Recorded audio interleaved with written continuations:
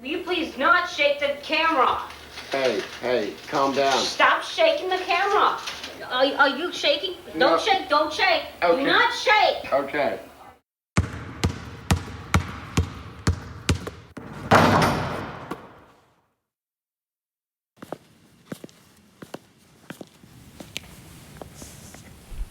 What do you do when the fight is over and all is lost? My name is Shane Patrick Sykes, and it is my honor to bring the story to you on film. When guitarist Rhett Butler lost his beloved brother Ashley after a 28-year battle with cancer, his inspiration was gone, his heart and spirit broken. In their last few weeks together, Ashley gave Rhett a moment of insight that would pick him up and carry him on an adventure around the world in pursuit of a miracle. Along the way, Rhett would form partnerships with renowned scientists, doctors, musicians, celebrities, and corporations that would help him on this quest. In the next hour, you will hear the story of an extraordinary family and the young man, Ashley Butler, who inspired them to carry on fighting cancer long after the fight was over. You'll hear exclusive interviews with friends, family, and doctors who shared in Ashley's journey and the new and exciting cancer research that Ashley's life inspired. I hope you enjoy Chasing Miracles. Okay, wait a second. First of all, what's your name? Ashley Butler. And how old are you? 10. 10 means how much? 10. And are you a happy boy or a sad boy? Well, I'm just getting ready to drive this little car. Okay. There's something the matter with this. Okay, come on. I can't make my eyes go.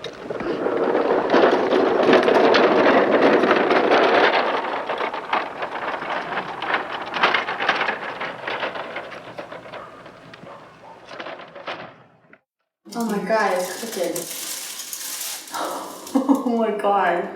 I went to head the ball, and the goalie went to punch the ball at the same time, and I got up higher than he did. When he came through to punch the ball, he hit me right in the nose, right there, like that. Yeah, it's definitely broken. And so the I can't believe you don't have more they're of gonna- a gash. they're gonna set it tomorrow. They're gonna put it back in place. But it's fixing a bruise, isn't it? I don't know. Yeah. Heck of a way to start my movie. Is he nice broken nose to start off with?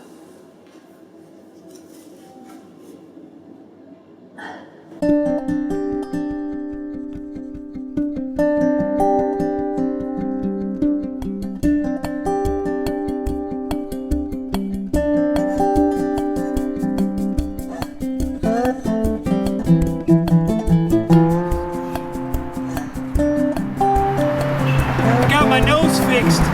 Looks a lot better now. Straight. Wish me luck.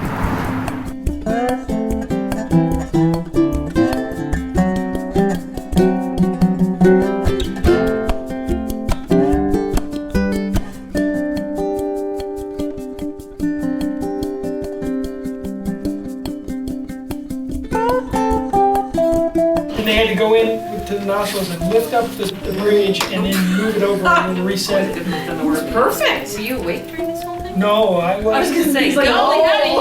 That's what drugs are for, my friend. He told me that it would be too much. Yeah, I would imagine.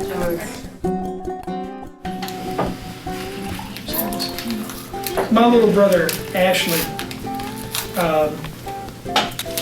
he was a 28-year malignant brain tumor survivor. And he did well for a long time. And then 17 years later, developed a secondary cancer, sarcoma. That was the cancer that eventually took him from us.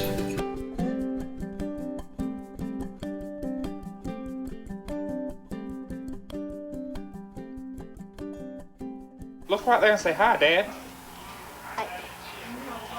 Hi, Dad. Say it through there.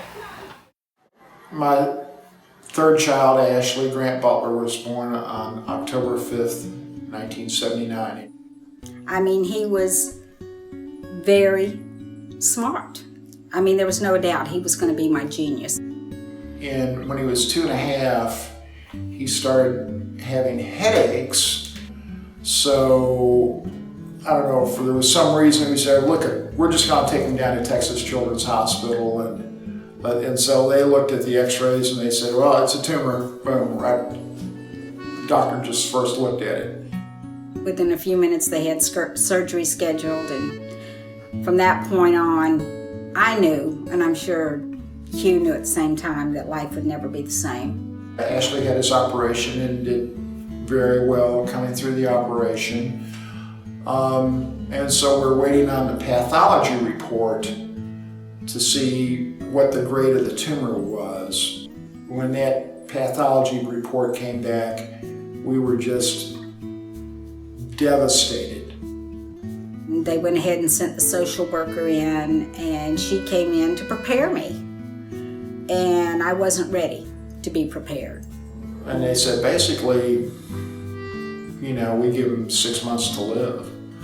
And the social worker came by and told my wife, why don't you just take him home and enjoy him for as long as you can? And that was when he was 2 years old. Nobody's going to tell me my child's going to die. I wasn't ready for that. A few minutes later, another lady come in and she said, is there anything I can do for you? And I looked at her and I said, well, do you know of anybody who's dealt with this kind of cancer before? My wife got a lead. Somebody told her, said, well, call this guy. He used to work at MD Anderson. He's real good. And that was Dr. Jordan Wilbur. So right there was hope. If the doctor said, well, I'm sorry, this is a hopeless situation and your child's going to die, they were giving up too easily. You had to have some hope. We never, ever envisioned him dying. There was just no way we were going to lose him. He had a brain tumor that had never been successfully eradicated in anybody. There was a doctor at Memorial Sloan Kettering who was trying intensive chemotherapy, radiation, and autologous bone marrow transplant back in the era when that was not the usual thing at all. I watched a mother with her child. The doctor had told her, sit right here, I'll be right back. Let me go check on something, I'll be right back. Well, that mother sat there all afternoon into the evening waiting for him to come back, and he never came back. And so the next day, when that doctor, who happened to be my doctor, was making his rounds, I was so angry and so aggravated at what I had witnessed that I just grabbed him by his collar with his tie on, and I pulled him to my face. And I said, I saw what you did yesterday, and I said, that will never happen to us. And he pulled himself back and he said, Miss Butler, why are you doing that? Why are you that way with me? I said, I don't want you to forget my face. I don't want you to forget I am here, like you forgot that mother yesterday. So it's probably the toughest situation people get into in their life, to have a child whose life is then threatened by a disease. That was as close as I could imagine for people going into a concentration camp. You go in not knowing if you're going to come out. And you didn't get close with other parents because they were doing the same thing you were doing. And eventually someone was going to die. And if you were close to them, it was going to affect you personally. And I was on a mission. I was on a quest. I was to get him treated well and go home. And when Ashley came home from New York after being through all that treatment and all that radiation with his mother, I met him at the airport. And I just held him in my arms and put him on my shoulder, and I was just holding him, and he was just this little lump. Just this little lump of flesh. And he was on my shoulder, and he said, he recognized me, and he said, Dad. And when he said Dad, that started my heart to thaw. And that started allowing me to change and become a better person.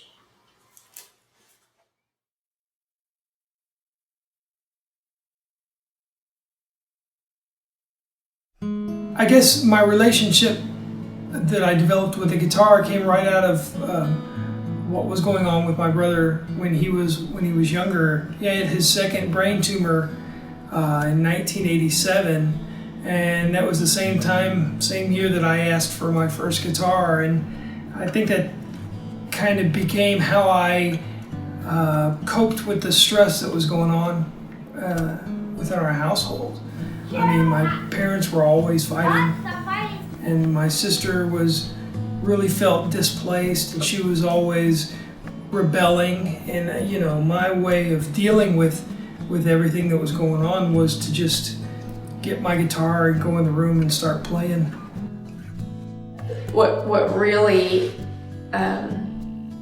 was fun for me to see is you know, the relationship that Rhett had with him. And Hi, Rhett. Hi, Ashley. How's it going? Fine. Fine, that's good. And then how much Ashley depended on Rhett for just his normal, I mean, every day they talked as many times as two people can possibly talk. He loved throwing Rhett under the bus, and so he found a partner in me in that way. I gave you a hard time, didn't I? I hate that. Ashley was my very best little buddy in the whole world. Alright, this piano's out of tune, but so is that I'm a good tape. Ashley, you ready? Tastes good. You gotta dance, Ashley. Dance, Ashley. Alright, you sing it for me. I'll sing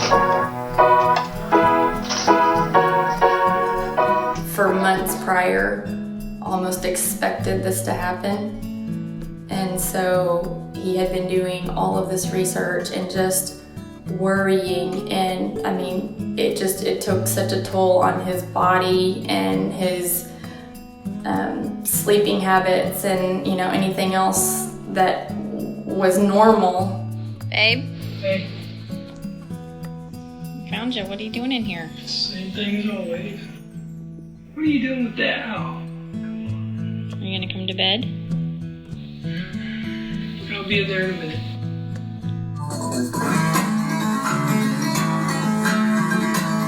Meet the ultimate guitar hero, Dallas musician Rhett Butler is playing for a miracle.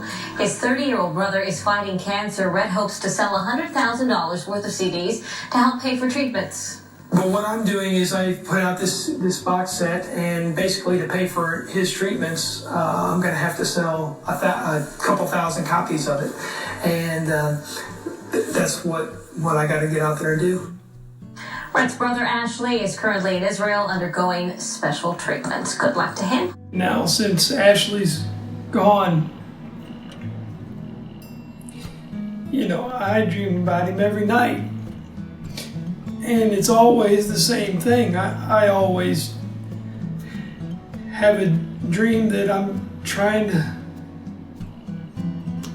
find a cure for him, that I'm trying to do something to move to the next step, and wake up the next morning and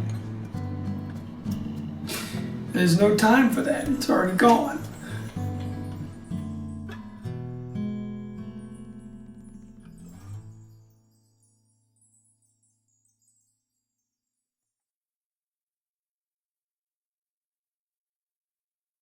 John Brown has a little one little Indian boy.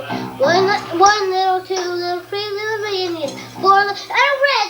One little, two little, three little Indians. Four little, five little, six little Indians. Seven little, Red! I want you to play No drugs, no drugs. We'll play that. Now listen.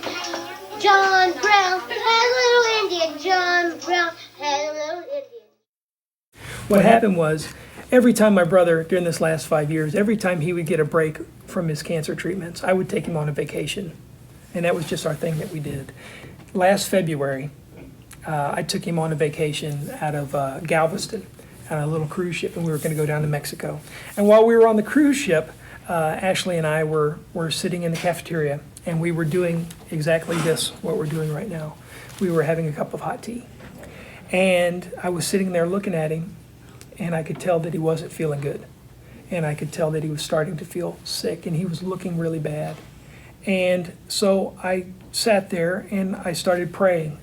And I said, God, please help me find a way to help my brother. I'll do anything.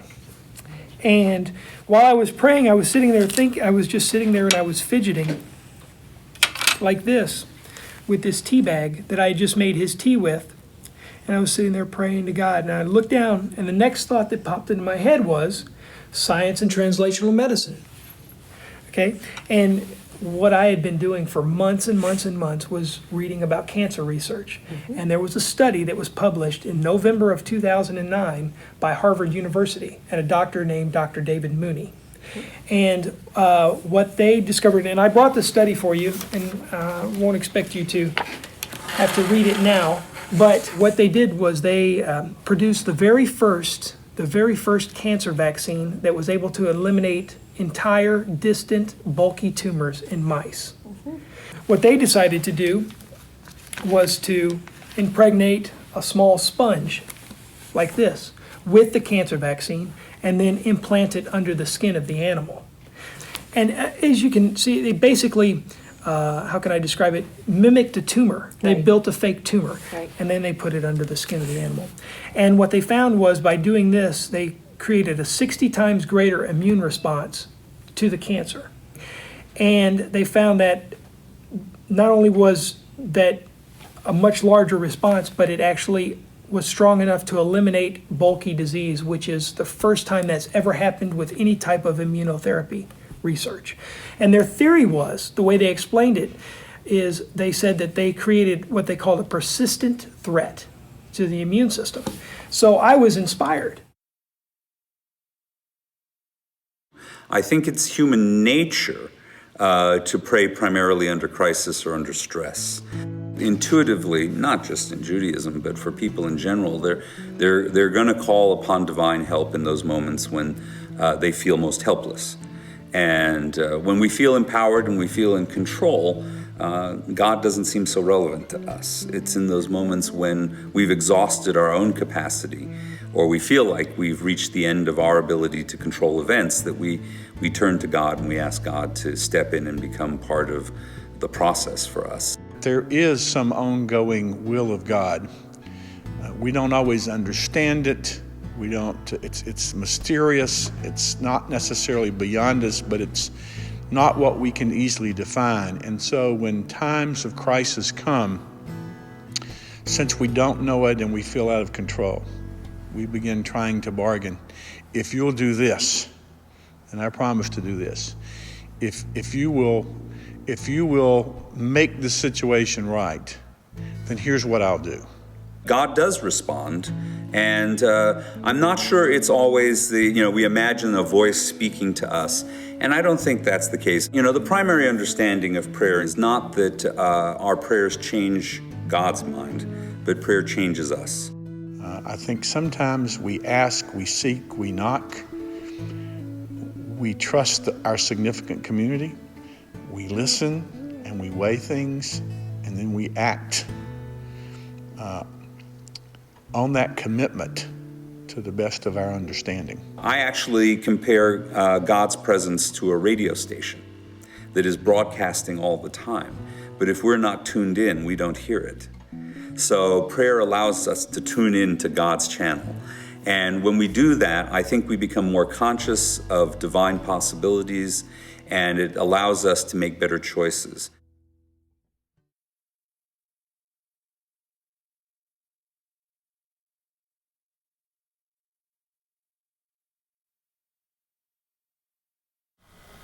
Action. Hi, Ashley. Whoa. Camera. So there was a lot he had to start over again with. But he was happy. And that's all. I would take him any way I could get him. It didn't matter. Just didn't matter. When you have a child that's after cancer, you're always worried about it. You're always listening for him at night. It seems like you can't relax. And then over the years, you relax a little bit more each year. Ashley grew up. He went to Texas School for the Blind in Austin. And the teachers there asked me, could they have him for a year? That if they could have him for a year, you wouldn't believe the change we would see in him. At that point, I was still tying his shoes. still dressing him. But at the school, they taught him all the things that I was doing for him, which was a godsend. It was best for him and for me.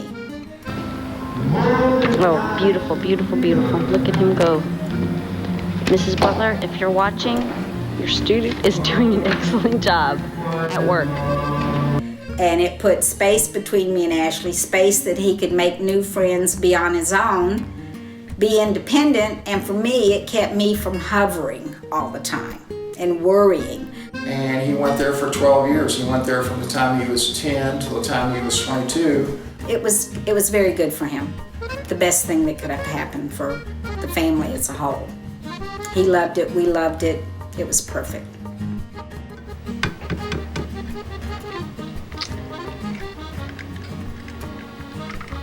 Got your fork?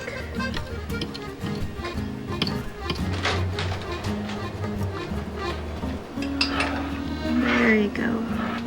Okay, very good, Ashley. Let's see your rest of the eggs. They look real tasty. Yep. It was really neat to get to meet his family because you can tell instantly that they're different than any other family. They are very loving, very open, very, let's say whatever's on our mind, and very different from my family. He would get angry and we would get angry at him, but that was just like waves on top of the ocean. And just for that, I'll just put you here. Mother, he is moody as crazy. Somebody must twist it! He was demanding and spoiled and Obnoxious. Yeah. Is that a describing word that could describe people? Yeah, yes. I know one person would describe Justin. No. It could describe Justin. but he just no matter what, I mean, he always did something to warm your heart. My girlfriend, in other words. Okay. Woo-wee! Okay. Got that on tape too. Okay, Ashley, let's go down and read. What's the next one? What about one of Ashley's doctors? His name is Dr. Shimon Slavin. And so I thought, well, I wonder, does he know about what Harvard suggested? Does he know about that? And if he doesn't, should I go tell him? And Liz, you can imagine, I was really nervous because I'm a musician, right? A guitar player. And so I have this idea, and I'm supposed to travel halfway around the world to give a biology lesson to the man who created the science, you know? And so I was really nervous, but then my fiance and some friends, they talked me into it, and they said, well, you only live once, and you have to go give it a shot. Right. So Nicole and I got on a plane, and we flew over to Israel. And I sat down with Dr. Slavin, and I told him about the tea.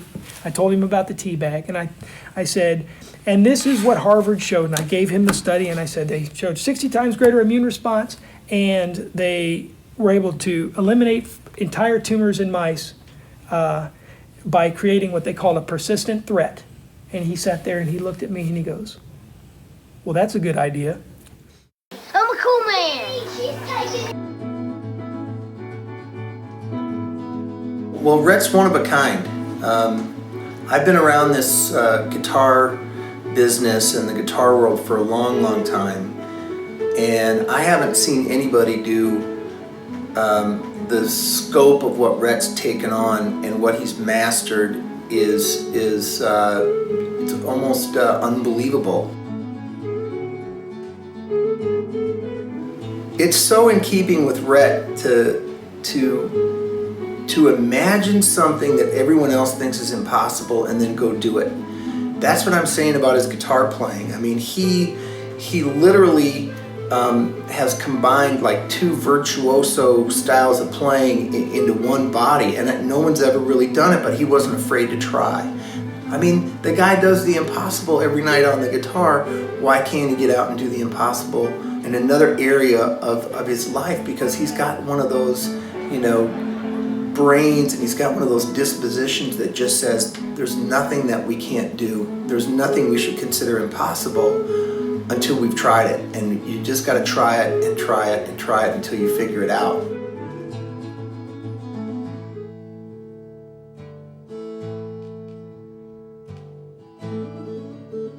I've known Rhett, it had to be going on now about 25 years now, almost 25 years.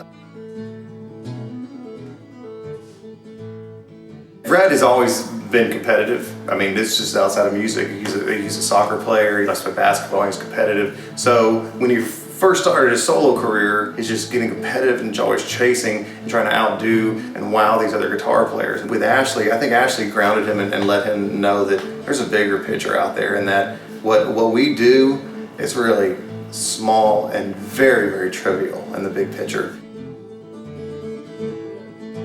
He put together an incredible tour for us, and it just connected me to him. It connected me to his family. It connected me to Ashley, and it connected me to this pursuit of a cure for cancer in a way that I'd never been personally connected before. Ashley, both of you got have the glasses. Hey, Val, are you jealous? I got you small.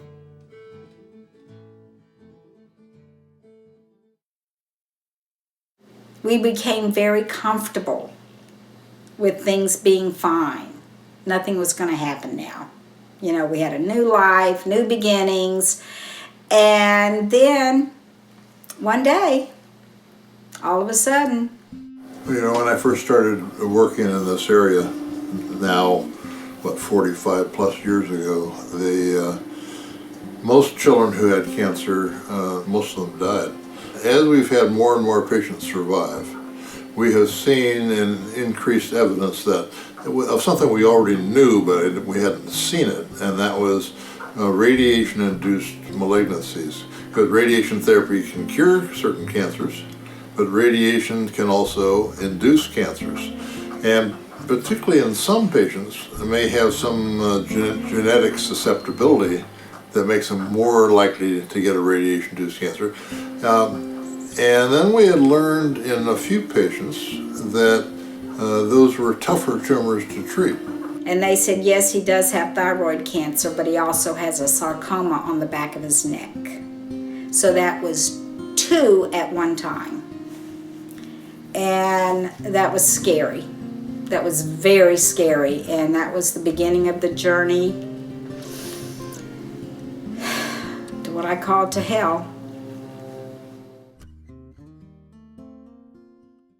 He said, Rhett, I really appreciate your dedication to your brother and your initiative for flying all the way over here to talk to me about this. But he says, I have to take this home and think about the feasibility of pursuing something like this. And so he gave me an appointment time the next day, and he went home, and we showed up at his office the next day at 2 o'clock. And he says, well, I read the study and I spent some time thinking about it. And their concept, he says, I feel is exactly right. He says the problem that we've always had with immunotherapy is we've never been able to create a big enough response. But the concept, at least, is correct. And he says to me, what are you proposing? And I said, well, Dr. Slavin, what I'm proposing is to set up a corporation to fund the research and development that it's going to take for you to make this available to people. My background is, for a number of years, I was in the pharmaceutical industry. My expertise was in clinical research, filing drugs with the different regulatory agencies, and hopefully bringing them to market. I think it's great for individuals to go forward. That's where most of our ideas come from in this business. People like that. But a lot of people get taken, or a lot of good ideas fail. I think too many drug developers get involved in developing, become personally involved, and they want it to succeed, and they kind of skip over things. Because enthusiasm's easy, especially in the field you're talking about.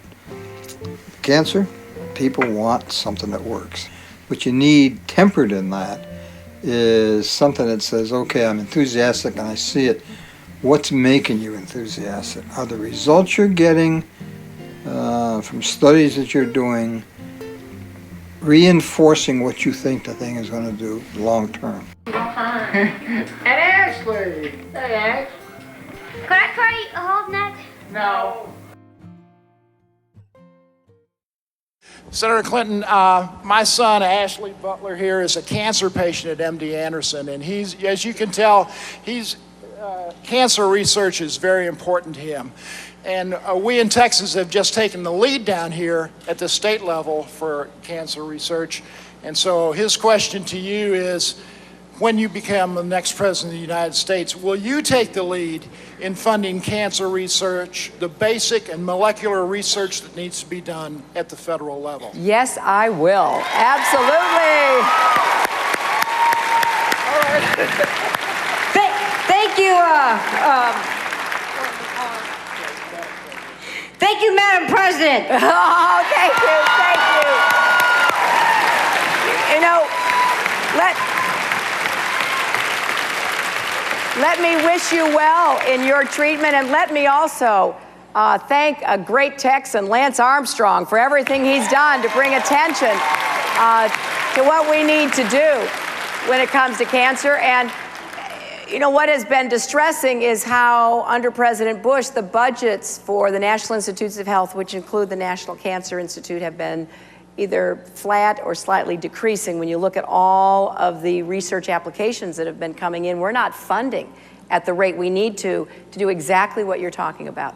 And I think we are on the brink of so many breakthroughs with cancer and other diseases, and I want to put that on a fast track, and I'm going to start funding it again, so you will have a partner in the White House to try to find out exactly what it is that we should do. You know, I keep this picture of Ashley with me is a reminder of what fight means. Because of course I've met Joe Frazier, Muhammad Ali, Ken Norton, all the champions of the world, Evander Holyfield. But it was the first time meeting someone who was truly a champion. I never heard him complain. I always had something to make me laugh, as though he carried a joke in his back pocket. And not the first time I met someone, when I said, "Hello, my good friend," he took it literally. And I realized that if you're going to say you're someone's a good friend, you should mean it literally every time you say those things. Because he turned and said, he says, "I'm his good friend." And I'll never forget that, but I've got a lot of things from Ashley, but never any discouragement.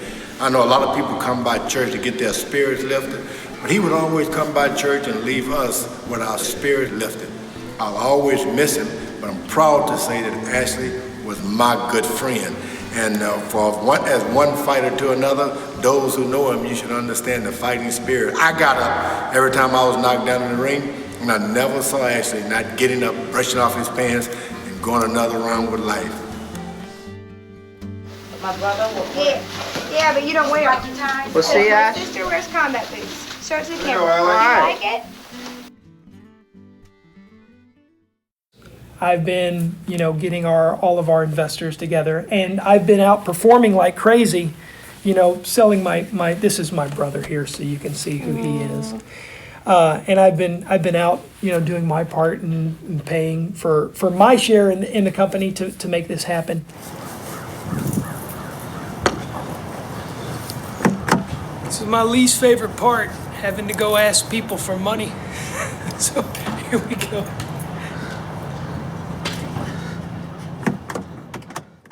What is, you know, cancer research as an investment? And like I was telling you the other day, cancer research, in my opinion, is the most speculative thing that you can invest in, period. Right. I mean, you might as well be investing in, you know, drilling for oil on the moon or something like that. It's very, very speculative, and so it has to be something that is from your heart. You have to have a stake in it. Well, I understood your situation because you lost a brother and I lost a sister. Right. And that's, to me, she and I were so close that I couldn't do enough. It's like Charlie Brown in the old cartoons with Lucy. And he's standing at the plate and they'd say, "Grit your teeth and get a hit."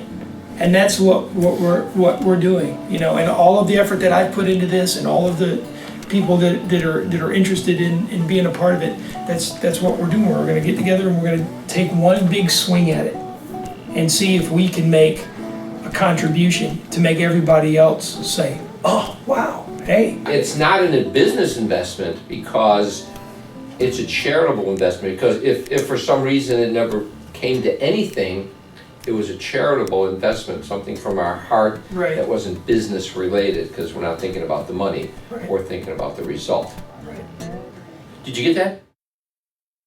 So then we saw an oncologist at MD Anderson. Our greatest fear was chemotherapy because we didn't want to see him be sick.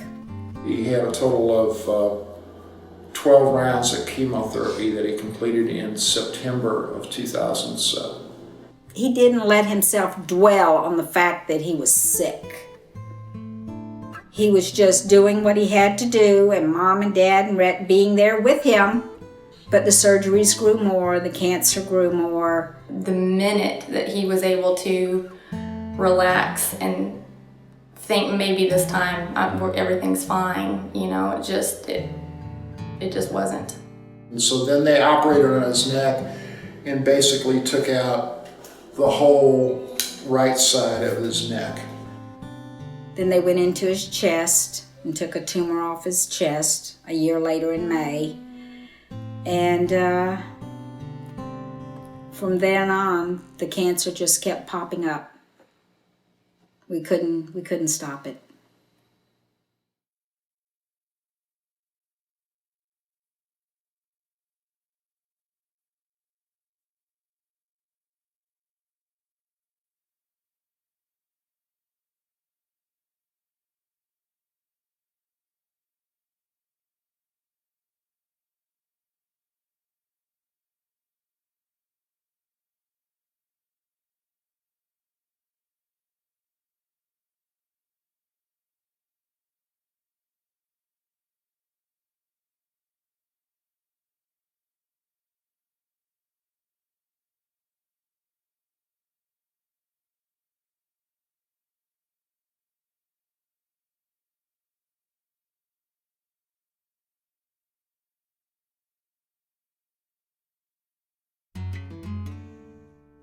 Rhett and I had been trying to find some other alternatives.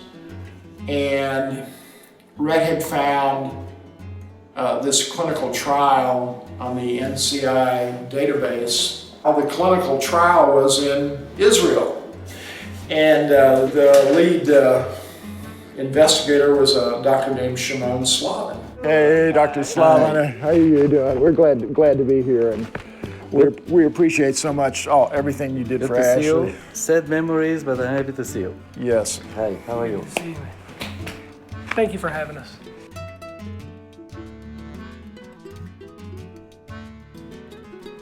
I'm obsessed to get answers and therapeutic procedures that will make it possible to deal with clinical conditions that are otherwise hopeless.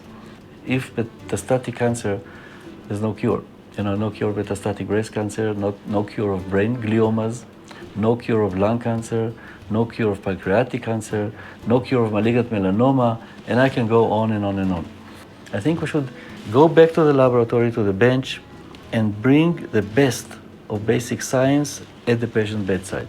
Because without clinical application of smart ideas, there will be no progress.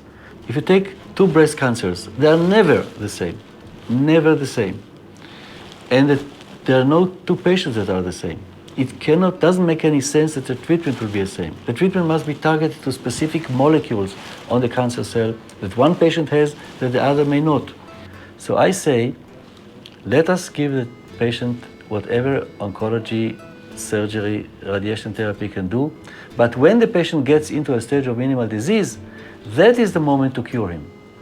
Because if you miss that point, you missed a very important point, because from now onwards, there will be only more tumor cells, and the tumor cells will become much more resistant. The patient suffers, the family suffers. It costs a lot to the community, to the government, or to your pocket. And what do you get in the end after all these years of suffering? Nothing. The patient dies.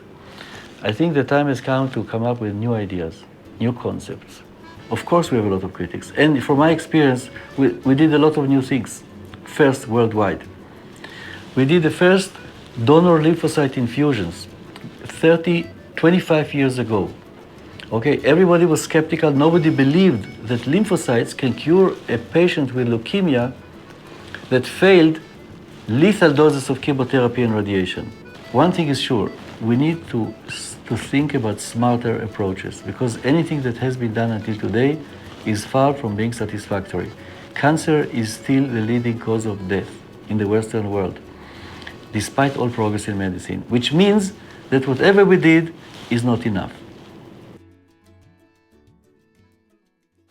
The traffic in Israel is uniformly like taxi drivers in Manhattan, you know.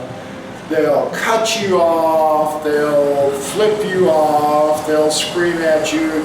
And my initial impression was, God, these are the meanest people on the face of the earth. I don't know, I'll turn around, get back on the plane and go home. And, but everyone in Israel just treated me and Ashley like we were royalty. You don't see everything every day, something like that. Someone is about fight on his life. And the minute he get to the car, I feel like friend, not like a taxi driver, you know. So what I understand, he had his fight long time ago, and he fight and everything come back, but still, he don't say give up. He go everywhere. All the doctor, it's not easy like I can tell you is to go, but it's to go to Rishon is 1 hour driving, and to go to the doctor, and after that to come back, all the traffic, and after that we get to Tel Aviv. The doctor one day call us, no, mistake, come back. So we need to go to Ramat HaSharon again, and to wait there, and after that to come back, and all this thing. It's simple to say, but it's not simple to do, but he do it, he never give up, never. Very strong family. Ashley used to give me something called assignments. He would give me something to do. He would tell me, Dad, I would like to meet President Clinton. So that became my job to get that done, you know. Yeah. But I feel like Ashley spoke to me after he passed, and he gave me an assignment.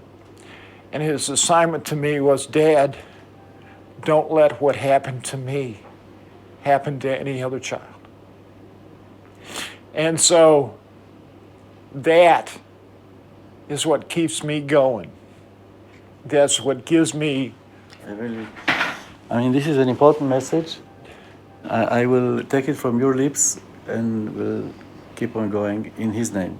Thank you. And thanks to your devotion. Really, it's really spectacular. Thank you. So many years of effort. Thank you. It's now our duty to do our part. Yes.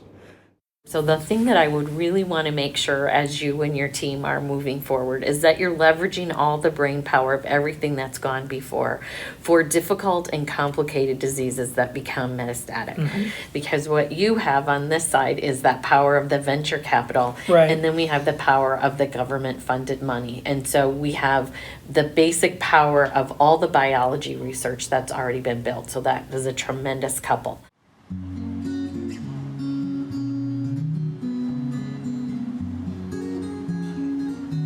Well, you know what's kind of fun is last year at this time we had Billy McLaughlin on stage, mm-hmm. and Billy was just coming back from his illness and trying to make a comeback. Right. And you at the same time were getting ready to start a tour, and you heard about Billy's comeback. So I was compelled to call him, and so I told my fiance at the time, I said, you know, I'm going to call this guy. Oh, don't bother him.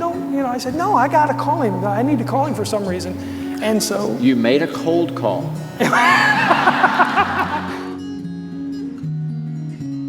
And so I just asked him, I said, listen, you're making a comeback to performing. I got some great venues here in Texas.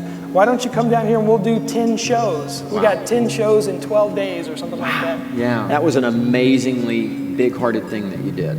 Oh, well, thank you. Thank you. Well, I have to tell you, I mean, just the series of events that happened this year because of that call. On the way out of Austin, that next night after we played at the Cactus Cafe, we were driving to San Angelo in West Texas to play another gig on Thursday. And that's when Billy and I came up with the idea for the Holiday Open House CD and the program for Keller Williams Cares, or for KW Cares. Well, the travel arrangements have changed a lot since yesterday because we're bus is not working right, and we had to take the lighting van, and so me and Billy and Les are all in the front seat. Nice and cozy. Look at that look. All right, let's see. How this relates to Keller Williams is, and how this phone call to Billy has come full circle for me in my life, is that the day that my guitar hero, Billy McLaughlin, the one who influenced my whole career, wrote me a check for the CDs that we sold for the Christmas CDs, that day I endorsed that check over to my father to pay for Ashley's first cancer treatments in Israel.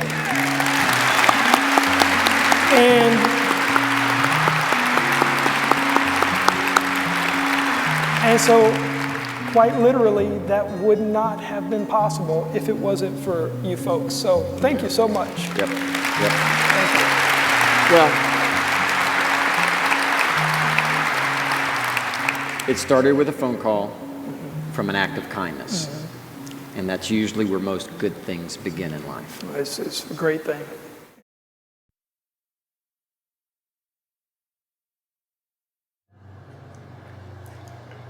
I don't know what to do with his things anymore. I don't know. I don't know what to do with his things.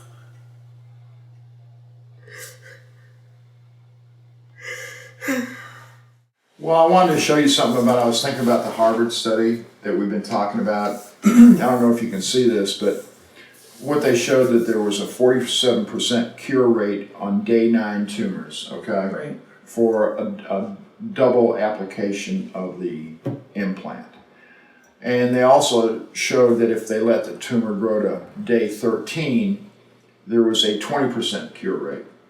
And what was interesting to me is if you extrapolate that line and assume it's a straight line, it intersects 100% cure rate for a day 1 tumor. I mean, when you first started out in your music, do you remember? You did it because you were happy. You did it because it made you happy. Remember? You used to come in from those places like Starbucks. You would come in so excited when we lived in Humble. And you would come in and just toss your money and just be tickled to death. You know what I mean? That somebody would pay to listen to your music. But I don't think you should base it on Ashley's cancer.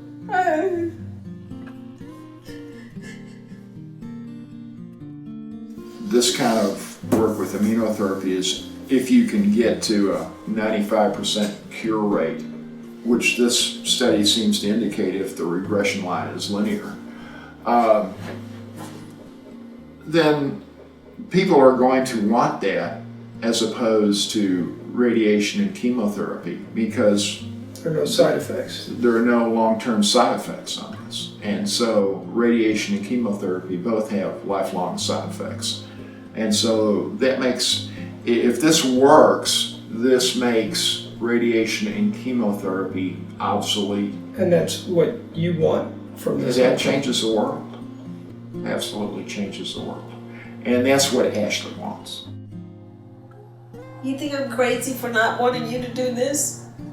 I mean, not to delve into the cancer thing. Nobody should have to live that.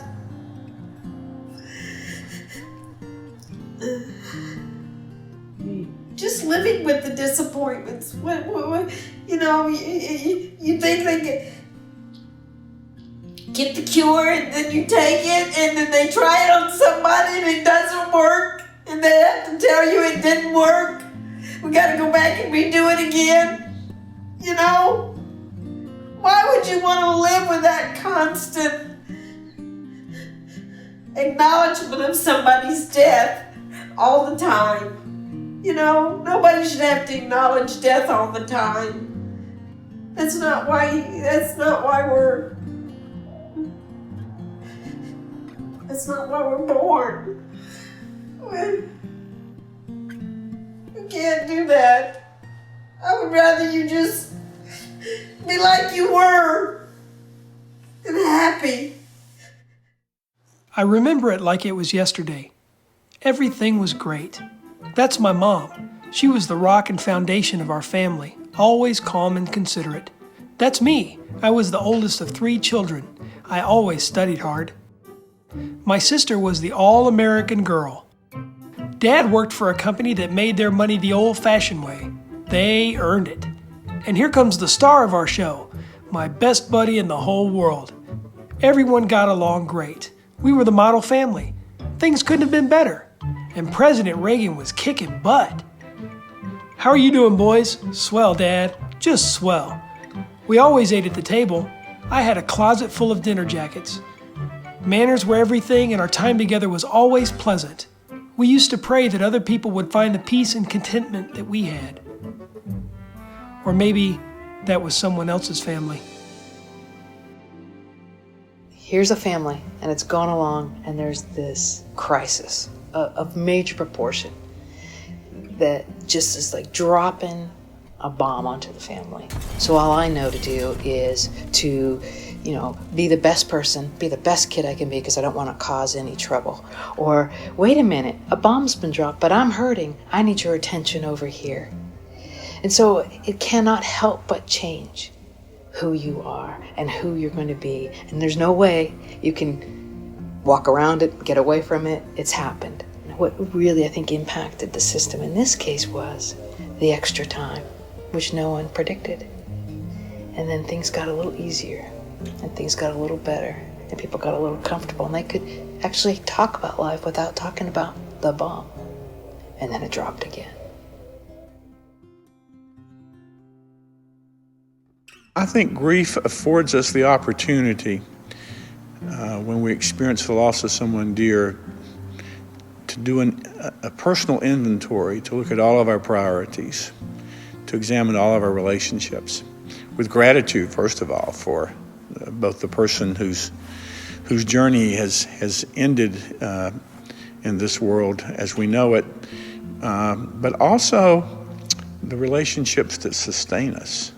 The world is not an illusion. The world is real.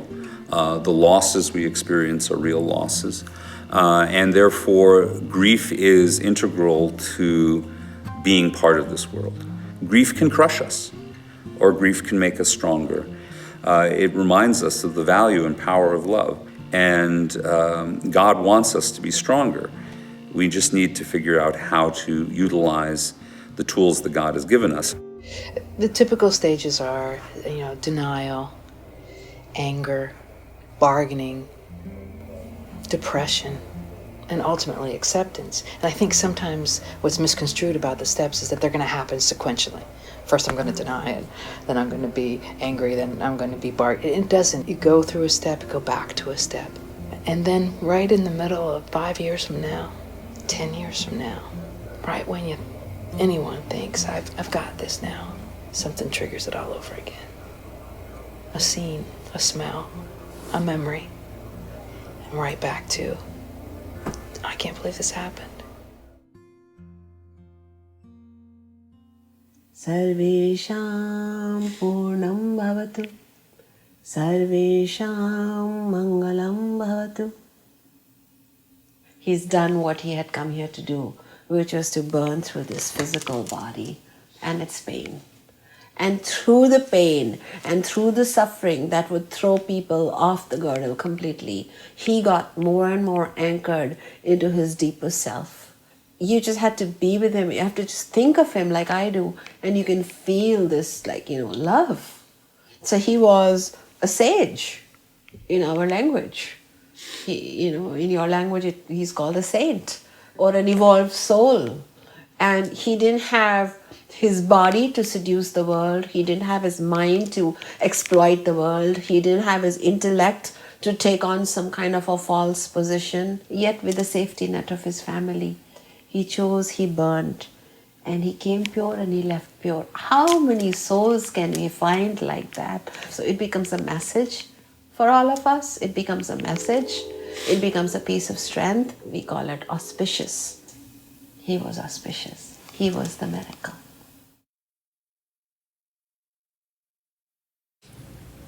I'm not one that will ever underestimate the the possibility that when I asked for help and there was an idea, when that idea was given to me, when I was praying about it, and that was what I thought of, my job is then just to see what happens. And I Right. keep going and I keep going. So And please do keep pushing, because that's, I think, as advocates, the science would not be where it is today without the push. There will always be idea people. Right. But as we continue to push in for our family members, for the next generation, we are the people who are going to make a difference. Right.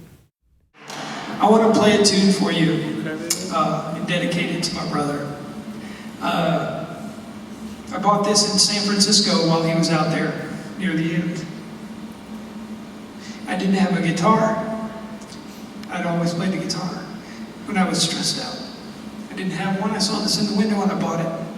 I'd like to play a song on it for him. I was trying to write some music to express how I was feeling, and I realized that the person that wrote this next tune knew exactly what I was feeling, so I would just play that song. And so this is for Ashley.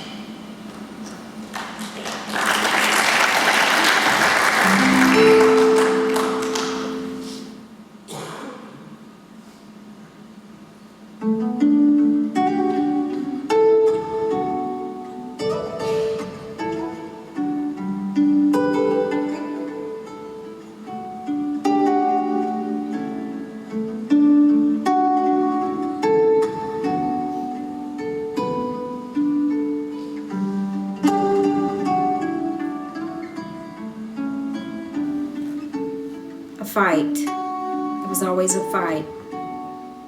But he wasn't going to die.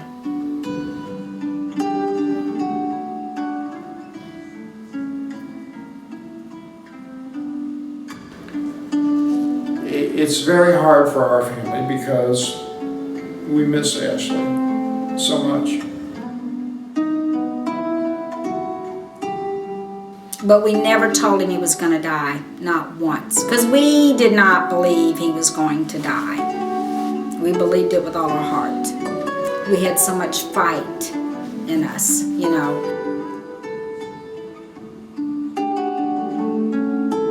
Rhett was there, my daughter was there, my wife was there, I was there. We were all holding him when he passed away.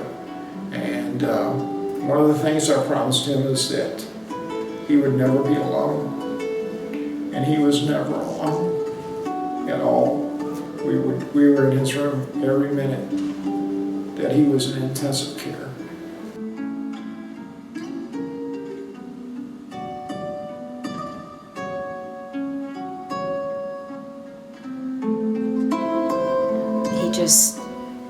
He was tired. Very, very tired.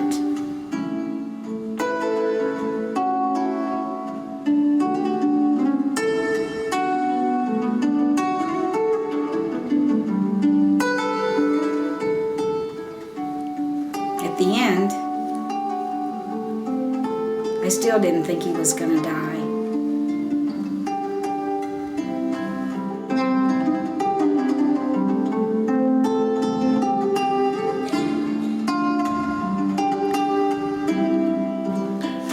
And so right now, in my mind, the scoreboard is sarcoma's 1, Butler family 0. And that's not okay with me.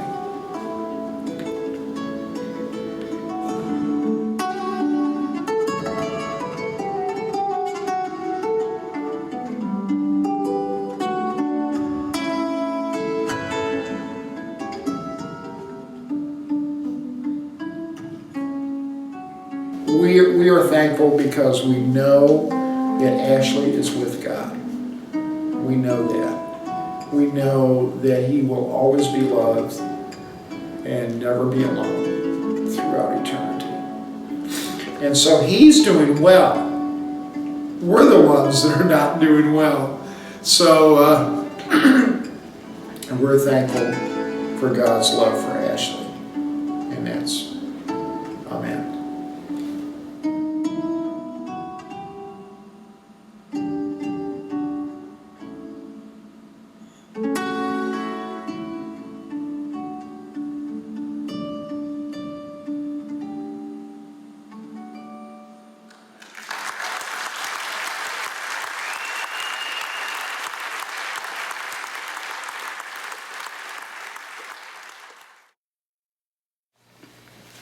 As long as you have hope.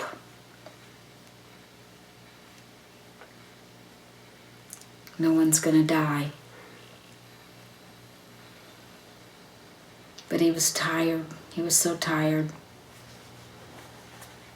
And I don't think he himself knew he was gonna die. I don't think he knew it.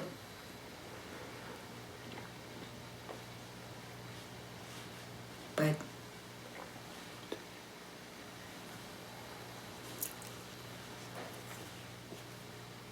it was a long time.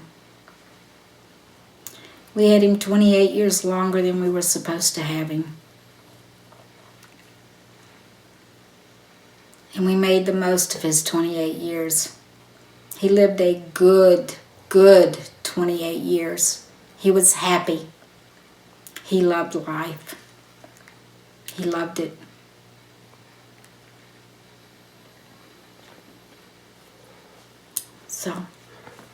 So, what would you do?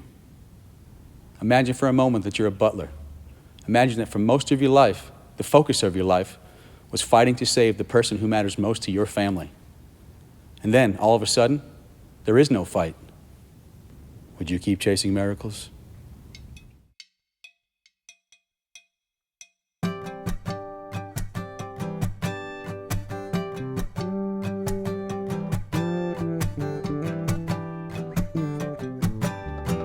I can proudly say that I've been heckled by one of the best hecklers in the business. Ashley was incredible with his timing. And as a performer on stage, you know, we never know quite what to do when that happens. But whenever Ashley did it, it would always bring the house, you know, to incredible laughter. It would tear the house down. He was so funny. And Ashley would usually bark at me to sing a Bret Michaels song or something like that. Bret Michaels, you sound like that guy from Poison. You need to sing one of his songs, Chris. You need to sing one of his songs. So I probably should have followed his advice because Bret Michaels is huge right now. So Ashley nailed it. I mean, if we could all followed Ashley's advice, we've been better people. I've been rich. It was very easy to see why everybody loves Ashley and why he is a special, very, very special person. Actually, you look so serious in these videos. Give me a smile. Okay. Well, I'm trying so hard. Well, I know you're trying, but I don't want your parents to think you're miserable. You tried so hard, you look unhappy. Give me one of those little cute smiles I get all the rest of the day. There you go. All right. So Ashley had carried the baby within a couple of weeks after having the surgery for his vision. Carried it from the bedroom, up the step, down the step, into his room, and put it on the bed in the middle without missing a beat. Of course, it scared Molly and I to death. And I said, "You can see well enough to take him, Ashley." He said, "Yeah, Mom, I can see him." And I said, "Well, what do you see on the baby?" He says, "Mom, he's got big ears." And to this day, that baby of my sister's, he's grown now, he still has those big ears. Not many pictures make this Hall of Fame. This is a special place for only special people. I said, that was literally, every time I've said that before, since, my good friend. He was legally blind, although he had enough vision that he could, later on in life, check out the good-looking girls when they were nearby. So I mean, he wasn't a total loss there. Thank you so much. Thank you for your work. Appreciate it. Thank you. Keep pushing. Shake hands just one more time. It